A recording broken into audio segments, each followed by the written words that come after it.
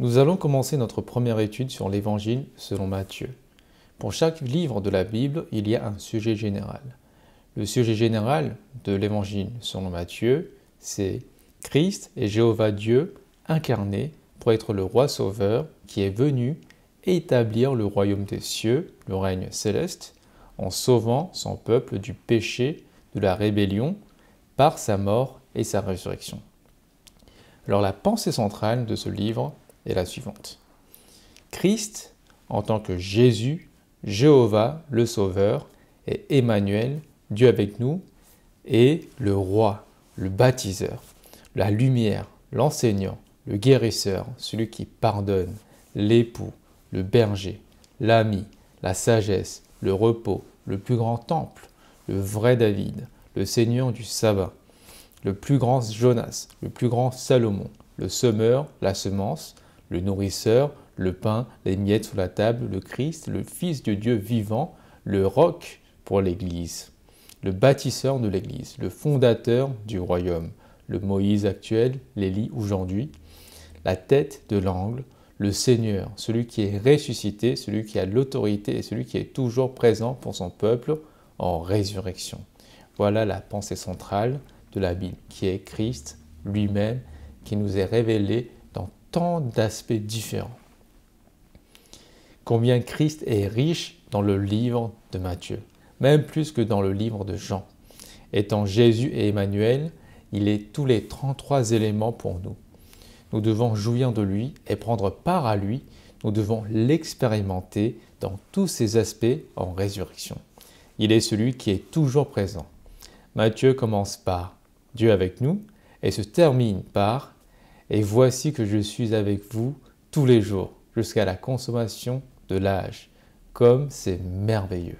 Nous allons étudier le premier verset de Matthieu. Lisons ensemble. Livre de la Genèse de Jésus-Christ, le fils de David, le fils d'Abraham. Alors avant d'étudier ce verset, on va d'abord parler un peu du contexte de l'Évangile selon Matthieu.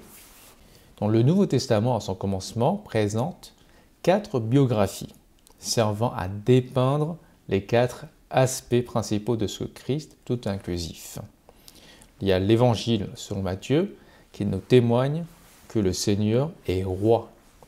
Et l'Évangile selon Marc nous montre que le Seigneur est un serviteur de Dieu. Et l'Évangile selon Luc nous montre que Jésus-Christ est un homme parfait. Et l'Évangile selon Jean nous montre que le Seigneur Jésus est le Dieu véritable. Dans le premier verset, il faut que nous prêtions attention à l'expression « le fils de David ». David a beaucoup de fils, mais un des fils le plus remarquable, c'est Salomon. C'est celui qui a hérité du trône de David. Et lorsqu'on voit la vie de Salomon, on voit que Salomon est un portrait de Christ. Il typifie Christ dans 3 aspects. Premièrement, il était un type de Christ en héritant du royaume de David. On peut le voir dans Luc, chapitre 1, versets 32 à 33. Christ, il hérite du trône de David. Christ est le véritable héritier de David. Et deuxièmement, Salomon est une personne qui prononce des paroles de sagesse. Et Christ, il est le véritable Salomon qui prononce de vraies paroles de sagesse dans les évangiles. Et ensuite, troisièmement, Salomon, il a construit le temple de Dieu. Et Christ, il vint également pour construire le temple de Dieu qui est son corps, l'Église. Donc, on voit que Christ est simplement le véritable Salomon.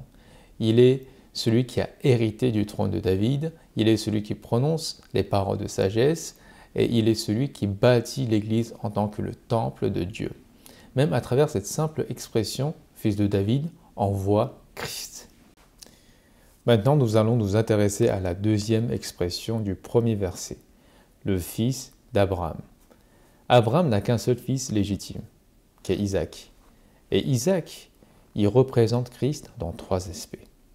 Premièrement, selon Genèse 22, 18, Isaac, il est la semence promise par Dieu. Il est celui qui va amener la bénédiction à toutes les nations. Et lorsque nous regardons Galates chapitre 3, l'apôtre Paul, Il a dit que la semence d'Abraham est Christ. Christ, il est celui qui amène la bénédiction à toutes les nations. Et le deuxième aspect d'Isaac, au chapitre 22 de la Genèse, Dieu a demandé à Abraham d'amener Isaac au mont Moria pour le sacrifier. Et ce sacrifice est un type de la crucifixion. Et ensuite, Isaac, il est passé par la mort et par la résurrection. Il n'a pas été sacrifié. En typologie, il a passé par la mort et la résurrection. C'est selon Hébreux chapitre 11, versets 17 et 19. Christ, il est celui qui s'est crucifié et qui s'est ressuscité. Donc le deuxième aspect d'Isaac représente également Christ. Ensuite, un troisième aspect, c'est que Isaac, il a épousé Rebecca, qui est une femme païenne. Et lorsque nous regardons le Nouveau Testament, l'Église est constituée principalement des païens. L'Église est l'épouse de Christ. L'épouse est cette femme païenne. Donc Isaac y typifie Christ comme celui qui épouse une femme païenne. Donc en résumé, Christ, il est celui qui amène la bénédiction à toutes les nations. Christ est celui qui est mort et ressuscité pour son Église, afin de l'épouser lors de sa seconde venue. Maintenant, nous allons passer à la conclusion de ce premier verset qui est tellement riche. Le fils d'Abraham reçut l'épouse et le fils de David construisit le temple.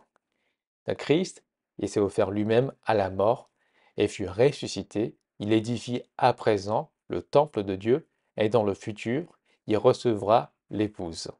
Christ parla aussi avec sagesse et amena la bénédiction de Dieu à toutes les nations. Il est celui qui accomplira toutes ces choses. Dans les 4 évangiles, nous trouvons chacun de ces 6 aspects. Les évangiles révèlent que Christ est venu pour hériter du royaume, qui s'est offert jusqu'à la mort et a été ressuscité, qu'il a prononcé des paroles de sagesse, qu'il a amené la bénédiction au monde entier, qu'il édifie la maison de Dieu et qui reviendra pour recevoir l'épouse.